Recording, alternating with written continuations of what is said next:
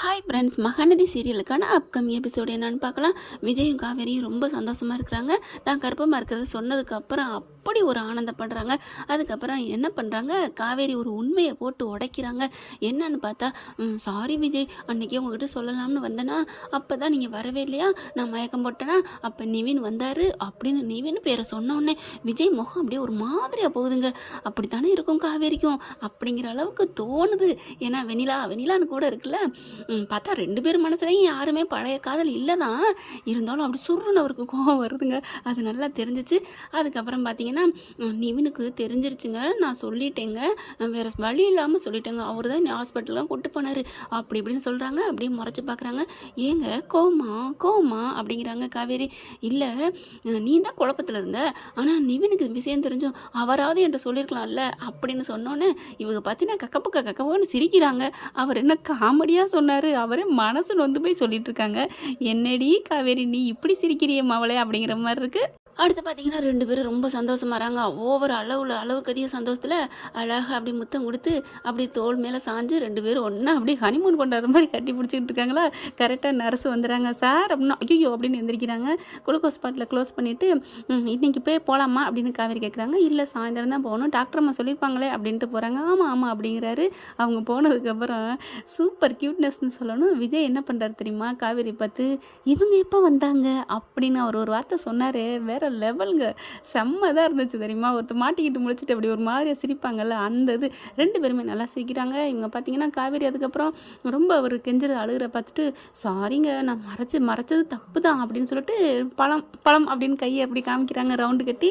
இவருங்கெல்லாம் உள்ளுக்குள்ளே ஒரு விரலை விட்டு எடுக்கிறாரு. அப்போ கூட பழம் விடுறதுக்கு இந்த பிள்ளை எவ்வளோ மக்கர் பண்ணுது. அதுக்கப்புறம் விட்டுறாங்க. 2 பேரும் ரொம்ப சந்தோஷமாக இருக்கிறாங்க. அதுக்கப்புறம் விஜய் கேட்குறாரு, சரி நீ வந்து என்கிட்ட மட்டும் சொல்லியிருந்தேன், நான் உன்னை எப்படி தாங்கியிருப்பேன் தெரியுமா. விடுங்க விஜய், ஏதோ சொல்லிட்டேன் விட்டுருங்க அப்படிங்கிறாங்க. ஏண்டி என்கிட்ட சொல்லியிருந்துருக்கலாம்ல, உன்னை நான் தாங்குன்னு தாங்கியிருப்பேன்ல. இல்லைங்க வெண்ணிலாவை சேர்த்த முடியுங்க. ஆமாம், இதையே சொல்லு, நான் நம்ம 3 பேர் தான், நம்ம புள்ள 3 பேர் தான் இருக்க போகிறோம். அப்படி இருக்கல அவன் எதுக்கு இங்கே வரப்போகிறான், அவளுக்கு இதுக்கு என்னம்மா இருக்குது, அவள் என் முன்னாள்மா எக்ஸுமா, நீ என் பொண்டாட்டிடி, இனிமேல் என் உயிரிடி, எப்படிடி அப்படி இப்படிங்கிறாரு. இனிமேல் பாப்பா வந்துட்டா பாப்பாவை தான் கவனிக்கணும் அப்படி இப்படிங்கிறாங்க. என்னது, ஃபஸ்ட்டு ப்ரையாரிட்டி எனக்கு தான் கொடுக்கணும், அப்புறம் தான் பாப்பாவுக்கு, நீங்கள் எனக்கு புருஷன், அப்புறம் தான் பிள்ளைக்கு அப்பேன் அப்படின்னு சொல்கிறது காவேரி சொல்கிறது நல்லா தான் இருக்குது. ஒரு பொண்ணுங்களும் ஒரு ஆண்களும் இதே மாதிரி தான். குழந்தைக்கு நீ அம்மா ஆயிட்டினா பிள்ளையத்தான் பார்க்க போகிற, எல்லா மொத்தமாக பிள்ளைக்கு தான் போகும், மொத்தமாக எனக்கு இல்லையே அப்படின்னு ஒரு பாட்டெல்லாம் இருக்குது. ரொம்ப ஹாப்பியாகிறாங்க. அப்புறம் நான் உங்கள்கிட்ட எப்படி இப்படிலாம் சொல்லணும்னு ஆசைப்பட்டேன்னு சொன்னில்ல, அதை இப்போ சொல்லேன் அப்படிங்கிறாரு. இன்றைக்கி ஃபுல்லாக வந்து விஜய் காவேரி சீன் தாங்க, சூப்பராக செம்மையாக இருக்குது. அதுக்கப்புறம் கையை எடுத்து வயிற்றுல வைக்கிறாங்க, இவங்க தோளில் வைக்கிறாங்க, அப்படியே வயிற்றுல தலையை வச்சு பார்க்குறாரு. ரொம்ப சந்தோஷமாக இருக்காங்க. கிளம்பி வர்றாங்க, காரில் வந்துட்டு இருக்காங்க. வரையிலே 2 பேரும் பேசிகிட்டே வராங்க. இவர் விஜய் தாங்க ஓவராக நல்லா எக்ஸைட்டாக அப்படி இப்படி பேசிகிட்டே வராங்க. ஏய் காவேரி, என்னடி பேசாமல் வர்ற, நான் எவ்வளோ சந்தோஷப்படுறேன், உனக்கு அது எதுவுமே தோணலையா. இவர் தாங்க அழுகிறாரு, மயங்குறாரு. அழுகாதீங்க, எனக்கு அழுகிற விஜய் பிடிக்காது அப்படிலாம் சொல்கிறாங்க. ஆனால் வந்து இவர் கேட்ட கையோட என்ன தெரியுமா காவேரி சொல்கிறாங்க, ஏங்க உங்களுக்கு இது புதுசுங்க, எனக்கு எப்போவே தெரிஞ்சிருச்சு, அதனால் நான் அன்றைக்கே எல்லாம் செஞ்சு முடிச்சிட்டேன். அந்த 2வது கோடு வரையில் கிட்டு போட்டு பார்த்தேன்ல, அப்போ நான் எவ்வளோ சந்தோஷப்பட்டேன் தெரியுமா அப்படிங்கிறாங்க. அதை வச்சிருக்கியா, பத்திரமா வச்சுருக்கேங்க அப்படிங்கிறாங்க. ஐயோ நானும் பார்க்கணும் காவேரி அப்படின்னு ரொம்ப ரொம்ப ஹாப்பியாகிறாரு. அதுக்கப்புறம் இப்போ எங்கே போகிற, நான் வந்து அப்பளம் பிஸ்னஸ் பண்ணிகிட்டு இருக்கல, அதுக்கு இன்னும் அப்பளம்லாம் எடுக்கலை, வீட்டுக்கு போயிட்டு அதை எடுத்துகிட்டு போயிட்டு அப்புறமா நான் அப்பளத்துக்கு தான் போகணும் அப்படிங்கிறாங்க. ஸ்டால் போட போகணும் அப்படிங்கல. வேணாம் காவேரி, நீ நம்ம வீட்டுக்கு வந்துடுறேன், எதுக்கு அவங்களாம் கஷ்டப்படணும், அவங்க எல்லாருமே நம்ம வீட்டில் இருக்கலாமே, வெளியில போயிட்டு அப்புறம் உங்கள் அம்மா கோவிக்க போகிறாங்களா, கோவிக்க மாட்டாங்கல்ல அப்படிங்கிறாங்க. அதெல்லாம் கோவிக்க மாட்டாங்க, மனசார அவங்கள என்னை வந்து உங்களுக்கு அனுப்பணுங்க, உங்கள் மேலே எந்த தப்பு இல்லைங்கிறத அவங்க தெரிஞ்சுக்கணும், ஏன் விஜய் நல்லவர்னு அவங்க புரிஞ்சுக்கணும், அது வரைக்கும் நான் அங்கே தான் இருக்கணும் அப்படிங்குது. பழைய கூட்டி கதவை திரடிங்கிற மாதிரி அப்படி தான் அங்கே வந்து நிற்கிது. கதையை இழுத்தடிக்க போகுதுங்க. ஆனால் விஜய் சொல்கிறத பார்க்கல பகீருங்குதுங்க. என்ன சொல்கிறாருன்னா, ஏதாவது நடந்துச்சுன்னா நீ என்னை விட்டு போயிட மாட்டியே, நீ என் கூட இருப்பில்லை, என்னை நம்பவில்லை அப்படிங்கிறாரே. கொக்கி போட்டாங்களே, ஏன்னா 1 வாரம் ஃபுல்லாக நமக்கு சந்தோஷத்தை கொடுத்துட்டாங்க டைரக்டரு. இனிமேல் என்ன பண்ண போகிறாங்கன்னு தெரியலை. ஏன்னா இவரே ஒரு கொக்கி சிக்கலை போட்டார்.